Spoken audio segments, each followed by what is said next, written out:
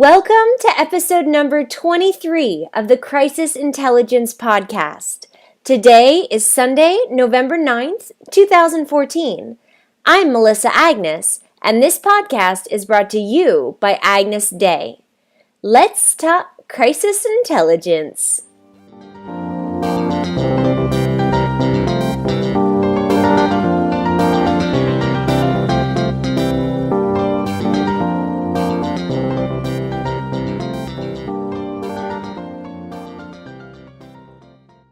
Welcome to the show, David. Why don't you introduce yourself and tell us about what you do? Hi, my name is David Van. I'm the CEO of the De Winton Group. We are crisis management and reputational risk management experts based out of Melbourne in Australia. Excellent. And it's your spring and it's my fall. It's a lovely, lovely spring too. Now we're having the same here with the fall, but it's our in-between seasons. For the both of us, I guess. New beginnings. Indeed. Yours happen to just be warmer coming up. Getting warmer. Yes, warmer. Mine are getting colder. That's okay. So, David, welcome, and thank you for taking the time to chat with me. So we met a couple months ago. You reached out to me and said, hey, I'm going to be in Montreal. Correct, yes. We had a nice coffee chat together. Yep. Indeed, I was in Montreal talking to a large industry group about reputational risk. Interestingly enough, it was a group that's interested in involved in engineering and construction, large engineering and construction companies. And Montreal is the home to a very large engineering and construction company that had its fair share of reputational damage. So hence why I was asked to talk in your lovely, lovely city. It was the first time I'd been there. I really enjoyed it. Yeah, but you weren't here long. Very short. You do like me. You travel far distances for a very short amount of time. and I do it a lot too. Yeah. But the only disappointment of that was not seeing more Montreal and not seeing the Australian Formula One driver Daniel Ricciardo win the Montreal Grand Prix. Was it at the same time? It was that weekend. Yeah. So reputational risk. It's a really great subject. It's a really great topic to discuss and to kind of dive into and analyze. Especially, I mean, today our online reputation, I should say, is our reputation, and we're nothing without a reputation. Completely true. So let's start at the beginning. So how can organizations, let's actually start with what is reputational risk. It may sound basic, but I know that there's more there's more to it than listeners may think. So let me start with that one. Yeah, absolutely. And this is, there's a lot of myths that have grown up around reputational risk, and hopefully over the time of this podcast we'll touch on a few of them. But reputational risk is effectively, as it says, any risk that's going to affect your reputation. Now, reputation itself is a very complex thing. And reputational risk is even more complex because you have both primary and secondary risks. Primary risk would be something that just immediately impacts your reputation. Something like the Domino's pizza, employees putting boogers on pizzas, that sort of thing. Whereas a consequential risk that has reputational impacts might be, say, fraud and corruption, where the underlying risk that's normally being managed by a corporation would be to try and manage that. But the damage that's actually done is to reputation. Very little, doesn't have much other impact other than to reputation and therefore to the ongoing health of the business. So there's lots of different sorts of reputational risk, and they're very, very difficult to understand. We're seeing the ladder with the NFL right now. Oh yeah. Major. I haven't been following it too closely, but that's definitely an example of the latter. Just maybe a bit of background. Where I've been doing crisis management now for well over 20 years, nearly 25 years. And through it, you'd find the same, Melissa. After every crisis, the client almost always says, "How did this happen? What happened? How did we get into this spot?" And so, after about 10 or 12 years of doing a post-mortem on each crisis, it became very apparent to me that most of those crises, the actual crisis or the cause of it could have been predicted ahead of time, and could have been either the probability of it happening, the chance of it happening, or the impact to the company's reputation could have been mitigated or at least managed better. So what that led me to observe and then start looking into was, how does someone who's responsible for looking after a corporation's reputation, how do they try and avoid those crises? And so we were seeing, on average and over the 20 years, we've seen probably about 70 to 80% of crises could have been predicted ahead of time. Now, why is that? Well, because they were reputational risks before they were a crisis. And they were probably an issue or some smouldering problem even before they became a crisis as well. So you have probably two stages where you have an opportunity to identify and mitigate or manage well before it becomes a crisis. Now, that said, it's still very, very, very important that you do have a very good crisis management system in place, because you have that other 20% or 20, 30%, even if it's 50% of problems that you won't get any warning on, that aren't predictable and that will happen, and you need to have a very good crisis management in place. And your systems and the work you do, Melissa, is outstanding, and I think you do great work. Thank you. Pleasure. And what's interesting, and you and I and colleagues and people that have the same passion that we have, talk about it often, how there's predictable risk and there's unpredictable risk, or there's preventable risk and unpreventable risk, but all the same it becomes risk. And what we do know is that there's risk, is that no matter what, a crisis has high potential, especially today, to striking any type of organization. Mm-hmm. And just that in itself is a risk that should absolutely be, which is very frustrating when we see organizations that perhaps, they were the 20% that they didn't see it coming. The thing is that we could have seen it not coming, if that makes any sense. So they needed to be prepared. They could have predicted some form of reputational risk and could have planned for it. Yeah, well, absolutely. What I interpret you are talking about is what we would just call that 20% or that unpredictable work. And that's, as I said, that's why you need every organisation needs a very good crisis management system.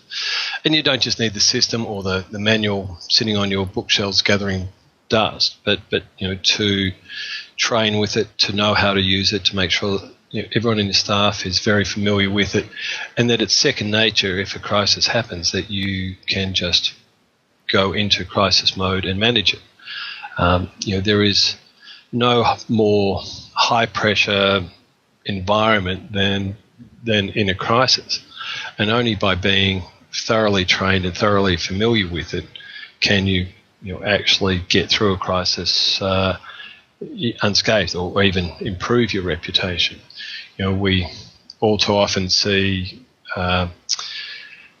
companies, they'll reach out and they'll get some name off a website or whatever, someone who says they do crisis management, and then the whole structure just falls apart very quickly because that person just actually doesn't have experience in managing crisis. They might have read all the books, etc., but they, without knowing the sort of pressure that you can be under through a crisis, it's impossible to guide a client through that. And you would see this yourself, just the sorts of decision pressures that are made or that are created in that environment. They're extraordinary, and even the best managers, and I've seen some extraordinary managers of their businesses just not be able to cope in a crisis situation because there are just too many decisions to be made, too many consequences to consider, that they're just not used to working that way. And the only way you can work that way is through thorough training, doing simulations, understanding even somewhat of what that pressure might be like, and knowing that the system you have in place works and works well. It's very true. And then let's not forget the emotional impact of it all, God. especially when it's your, True. which is, the emotional impact is probably the most, a lack of preparedness, and then the emotional impact of, no matter what, if a crisis strikes your organization, you have an attachment to that organization. There's some form of emotional impact that you're going to be faced with that can obstruct your logic, what would normally be a logical thought process. The lines become very blurred, which is, in saying that, I want to say two things. The importance of asking the tough questions when you're not in crisis. So identifying those risks, and to having a plan in place that guides you, that you know that you did that when all logic was in your mind and you had a great team of people,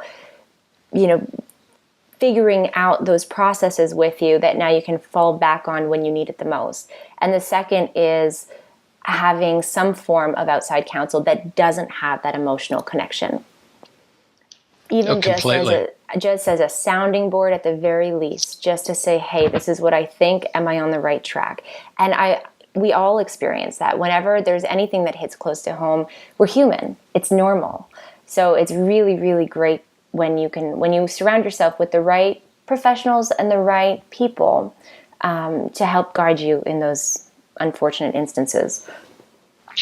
Completely. As I think I told you when we met up in Montreal, a lot of our work is in the mining and oil and gas sector. So a lot of our clients have their sites in remote places, and we go to a lot of those sites and train their people there.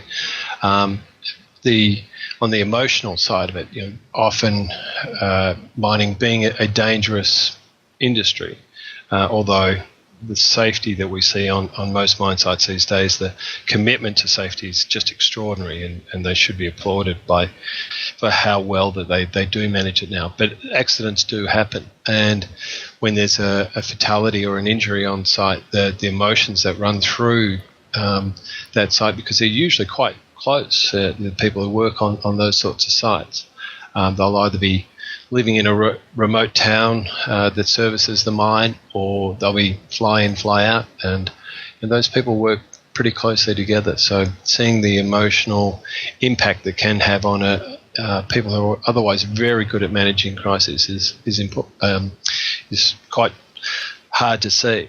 The other part of it is that without a good system, we talk about with our clients, you need a crisis management system. So rather than just a manual of what steps take, go to page 3, take steps 1 through to 5, then go to page 4, take the next few steps. You need a system that shows you who's doing what, when, and why, and such that everyone knows their job, they're trained in that job, they understand that job, they know the sort of pressure they'll be under to perform, how to report back, how to share information.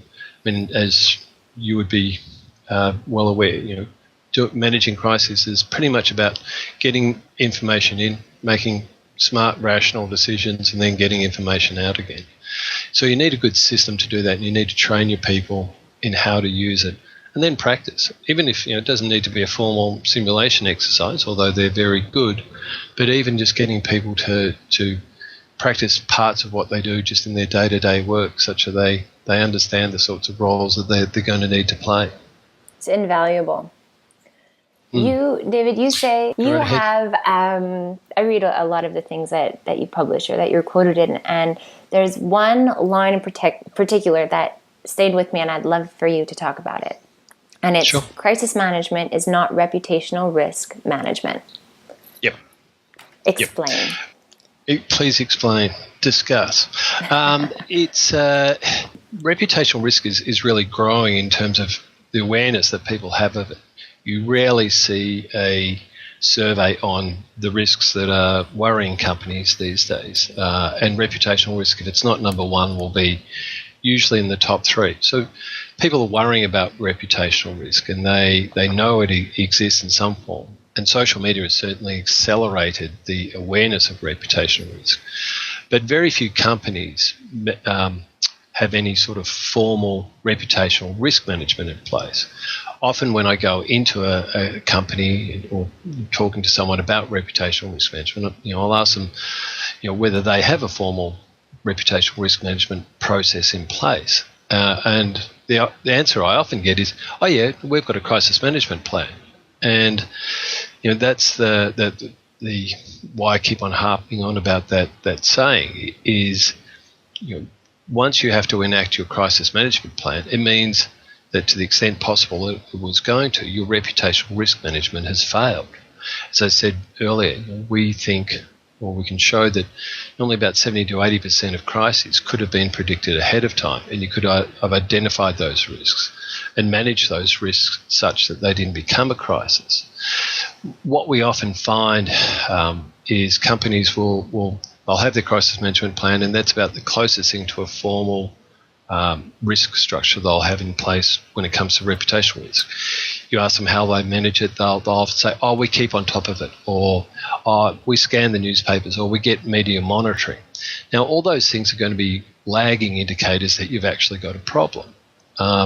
So what we propose is, and what we work with companies to put in place, is a same level of risk management structure that they have for their other risks, whether it be fraud and corruption, financial risk, operational risk, IT risk, etc., etc. All those things have a structure which involves an audit. So you go and find the risks that are there, and you put in place plans to manage and mitigate those risks. Put in place systems to monitor them, to see if they're changing. Is that risk getting greater or lesser? Is it more likely to happen or less likely to happen? Can we mitigate the damage it might cause?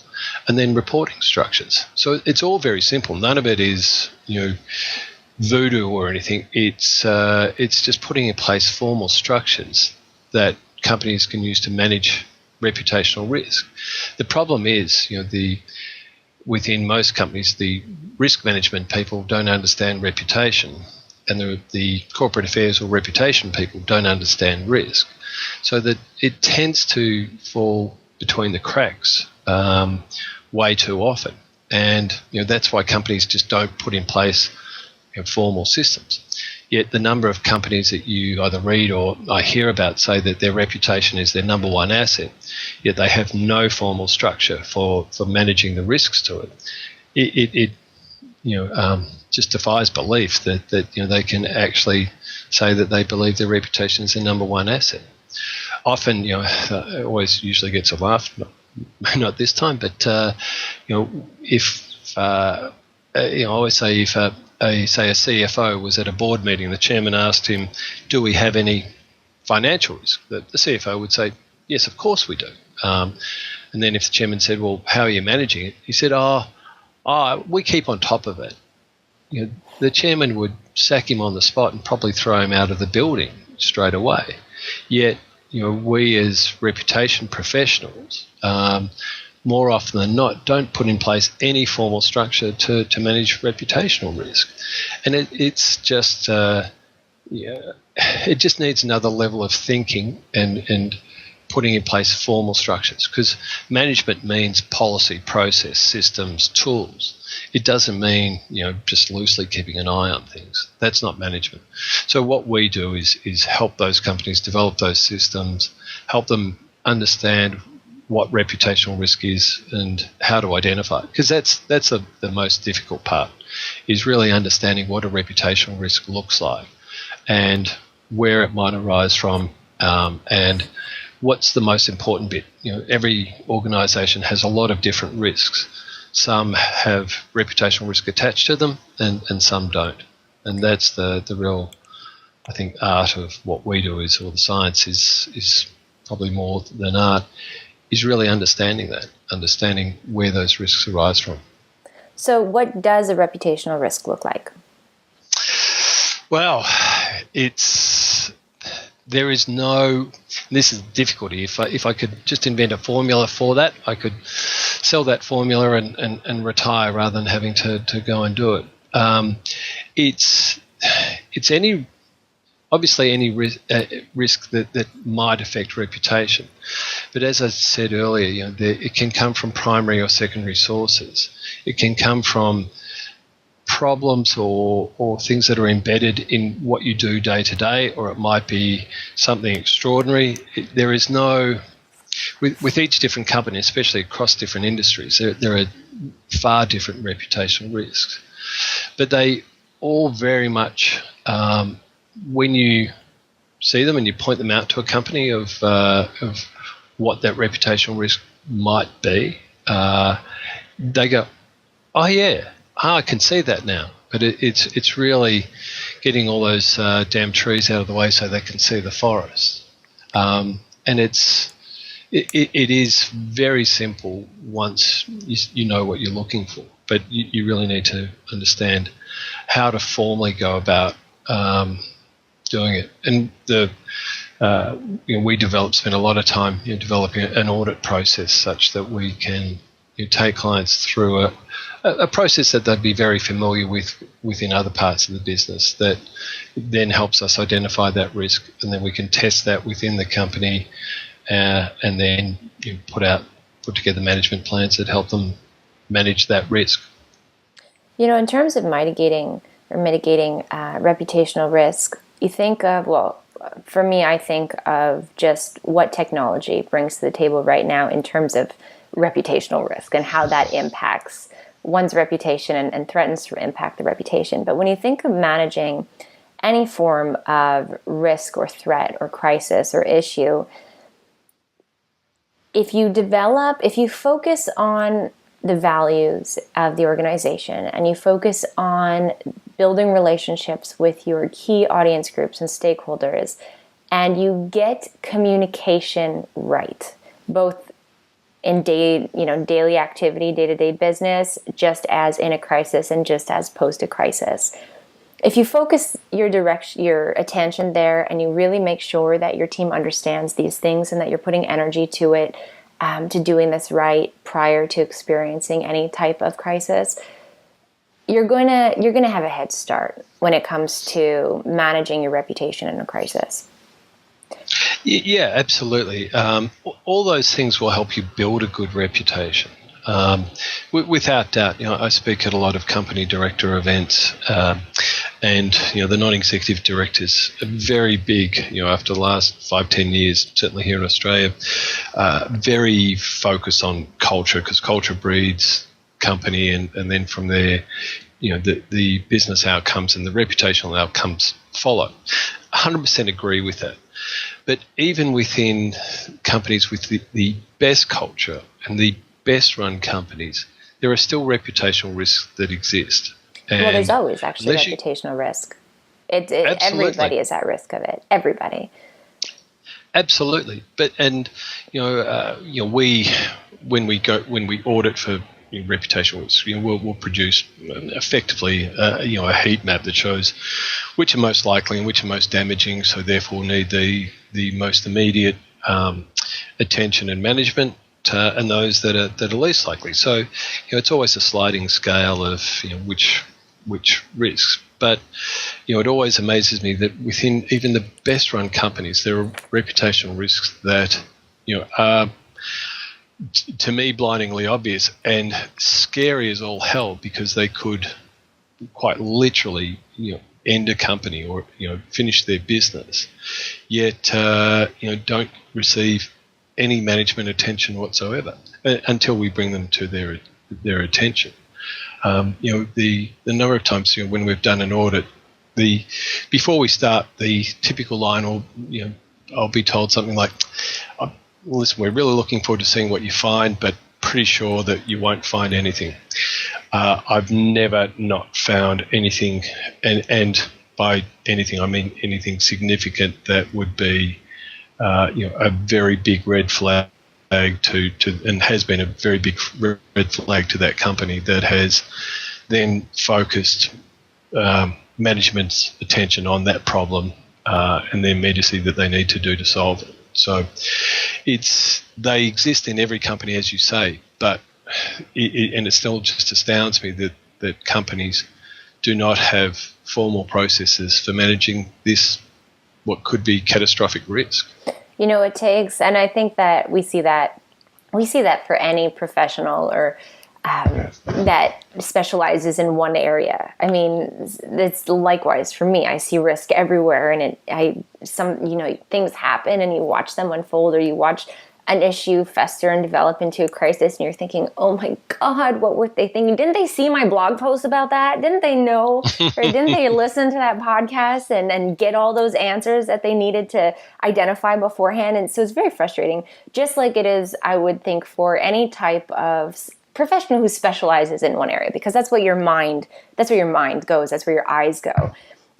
Sure. But at the same time, it takes that one person within the organization, that one person with the sight or the vision to see it, to identify it, to know that this is something that the organization needs to focus on or work on or identify. And that person also needs to have the power to make it happen, which is what's also frustrating for a lot of professionals who work in large organizations, and they see it. They identify the risk, or they see the need for certain things, that we're, for example, talking about all the time, and they're just trying to jump over those hurdles and those obstacles to really bring it into, or allow, or to get permission to take the next step and to do something about it within the organization. So there's frustration on both ends, and I see my own frustration, and I see the frustration with the professionals with whom I speak with, and I try to help, give some strategies. Yeah, no, I understand what you're saying. And all we propose is, if you add, a lot of what reputational professionals do, the management team sees as, at best a dark art. So, by bringing some management process and management structures to managing reputational risk, what we find is our clients find it's a much easier sell for them, because they're using language and tools that the management team are very much used to, as opposed to the trying to, well, let me just look after that for you sort of approach. So by bringing some management discipline, one, we find the companies we work with, it's an easier sell internally, because management get managing risk. They really do. That's what most of their job is. Especially in the mining sector, that's a large part of the job. However, they're just not used to this particular risk and how to manage it. And as well, for years the risk management industry was told that reputational risk was purely a consequential risk. So therefore, there was you didn't need to manage that. You only needed to manage the underlying risk. That was a misquote from a very good academic who. I think if he had his time over again, and I don't want to put words in his mouth, but would have chosen his words more carefully. He did say that that reputational risk is a consequential risk, but what he was trying to say is, look at whatever the underlying risk is. Say it's fraud and corruption. What is the damage that will come from that? It's not a financial one necessarily, not straight away anyway. It's a reputational one. Company loses its reputation, and then it loses contracts or doesn't get invited to tender for more contracts, and then has a financial loss. But the initial bribe or whatever it happens to be is normally not even material enough to notify the stock exchange on. But the damage done to reputation and how then the company can manage its business is very material, and will cost the company a lot of money. So if you can look at the reputational risk part of every risk, because there is reputational risk attached to virtually every risk, then you you go a long way to managing it. The other thing to bear in mind that whenever I'm speaking to a room full of risk managers is, as they all agree, you cannot manage away 100% of risk. So, therefore, even if reputational risk was consequential on that underlying risk, you can't manage it away. And in fact, we can show that in the residual risk that's left, then there is 100% of the reputational risk still attached to that. So while you might have reduced the probability, you haven't reduced the reputational impact potential outcome. So it gets, I'm getting into a bit of theory now, which I'm always happy to talk about. But people just need to know that you can actually manage reputational risk. That you can actually. Yes. You can, very much so. Yes, you can. Very much so. Absolutely. You just got to start doing it. And you're absolutely right that your reputation is attached to absolutely everything that you do, and inaction is an action. So everything that you do and don't do, your reputation is attached to it. So absolutely, there's reputational risk in everything. Given today's world with, the new 24-hour news cycle, the fact that there's no more such thing as a regional crisis. Everything is global these days, and it's global with a touch of a click of a button, whether it's your thumb or your mouse. So what are some of the biggest and most common reputational risks that organizations need to identify and plan for today? As I said earlier, it's different for every company. So there's no, and I'm trying to, I sound like I'm trying to avoid answering that question. In some ways I am, because I think if I just set out 3 or 4 things, then companies would stop there and not look at the rest. And they really need to understand. But at the same time, you could open up some minds, just get the ball rolling. True. Where I think companies need to look at is, given what you're talking about with the 24-hour news cycle, is a lot of risks have all sorts of risks have a lot of different attributes. And one of the key attributes that we talk about is risk velocity. So you might have a low probability, high impact event, but if that risk were to occur, the risk velocity attached to it is so high that it's the damage will be quite immediate.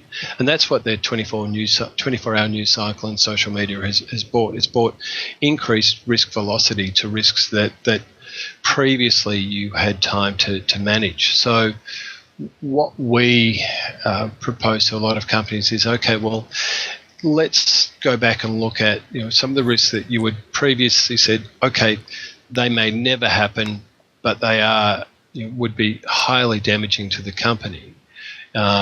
Whether it be it can be anything. It could be fraud at the highest level. It can be anything from anything. It could be a hack. It public could be corruption. Anything. I mean, they're just endless.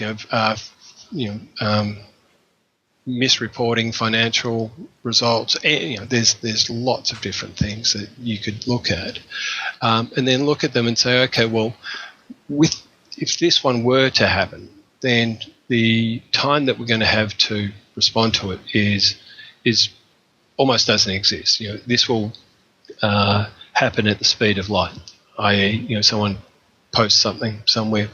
So, those sorts of reputational risks, that's when you start getting into practicing your crisis management plan, because those you need to know that you can respond to and have a credible, well-rehearsed response to, even with the most unlikely of scenarios or the lowest of probabilities.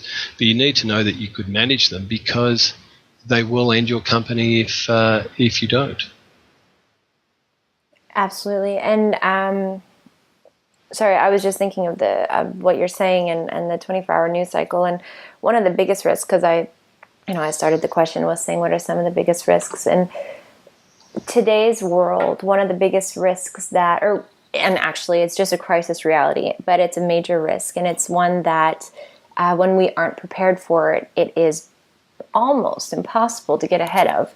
And that is actually the 24-hour news cycle and what it results into. So that's getting ahead of the story before the story gets ahead of you, which today is almost impossible, especially if you look at the fact that, I mean, starting with your stat at the start of this discussion, we're looking, you said 70 to 80% of crises, no, actually you said the opposite. You said 20 to 30% you don't see coming, correct? Yep. And if you don't plan for the other, so for 100%, say, if you don't plan, or if you're not identifying and you're not monitoring and you don't know what to monitor for, or how to catch it quickly, just the reputational risk with responding slowly has crazy impact on your reputation and ultimately everything from regaining control of the crisis, managing the crisis, coming out, being the narrative of your own crisis where you're the credible source of information throughout it, not a third party that you have no control over. So just thinking of reputational risk and some of the biggest ones, for me, I think that that's probably one that I talk the most about when I'm speaking with audiences or organizations that just really need to understand today's crisis reality. Completely. And what we find in the crises that we've handled over the last couple of decades is people, and okay, I'm using that broad term, but people generally care not so much about what's happened, but about how you're managing it and what you're going to do about it. There'll always be time for pointing fingers after the crisis, but when something breaks, it's up to you to demonstrate that you are managing it. That's what people want to see and know at that time, that you are in charge, that you've got this in hand, that you're doing everything that you possibly can do to either stop it happening or to mitigate the damage that's occurred. We've seen reputations enhanced after a crisis, and that's only because people manage them incredibly well. So what we say in our model is, okay, you need to be experts at managing crises, and you get that through training and simulation and just practice, but also make it easier on yourself. Narrow down those crises that you might have to respond to. If you identify and manage all the reputational risks that might become a crisis, then take those out of the equation, because to the extent possible you can manage them, you are managing them.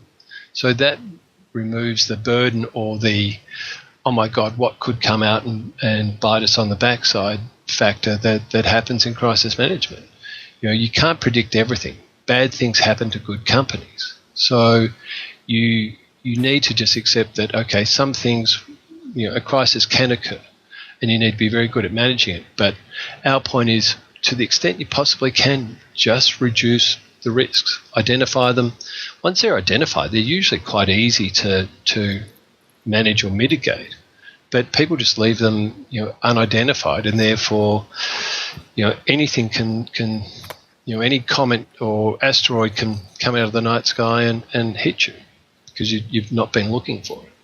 Yeah, it's about taking the time to sit down and have that discussion with your team. And when you're having that discussion, one thing that I always say is that if you can think it, it can happen. And that is so true today. More today than ever before. Things that we never thought possible. And you said it just earlier in the discussion, things that we never thought possible, they just become a reality very, very quickly today. So, sorry. You guys say something? No, please go ahead. I was just going to say that I think that a really great note to end on is the fact that when you manage your reputation, when you manage the reputational risk, when you manage your crisis effectively, if it gets to that point that it develops into a crisis, you're absolutely right. That you come out of it with a more loyal following, with a new audience of advocates and crazy supporters, with articles and blogs and social media discussions that revolve around how great the organization is and the impact, the positive impact that has on the organization over the long term, rather than the negative one that can happen or that can and will come if you don't manage the reputational risk. Completely. And as in some of my work, you might have seen that I I've proposed a new definition of reputation because it helps us manage it, and that is, the expectation that stakeholders have of your organisation, the impacts you may or may not have on them, and that's really important, because if you manage a crisis well, then people will expect, well, if something goes wrong, I can expect that they will manage it well, and that gives people a sense of comfort. That means that and that's a level of reputation that just most companies just don't enjoy. Yeah, absolutely. David, it's always a pleasure chatting with you. Where can everybody find and follow you? They can just find us at www.dewintern.com. That's DEWINTERN.com, or on Twitter at DeWinton. Excellent. And of course, those links will be below this podcast, no matter where you're listening to it from, the Crisis Intelligence blog, iTunes, or Stitcher. Thank you for taking the time to chat with me. Reputational risk is something that, like we said, it impacts us all, and without our reputation, we're nothing. So no matter what organization you're in. So it's something to think about. It's something to sit down and have a discussion with your team about, and then find ways to mitigate the risk, or mitigate, I can never say that word properly, mitigate the risk as best as possible, and put plans in motion so that the risk that you can't mitigate, that you are prepared to respond to. So thank you, David. Perfect. Absolute pleasure. Thanks for your time, Melissa.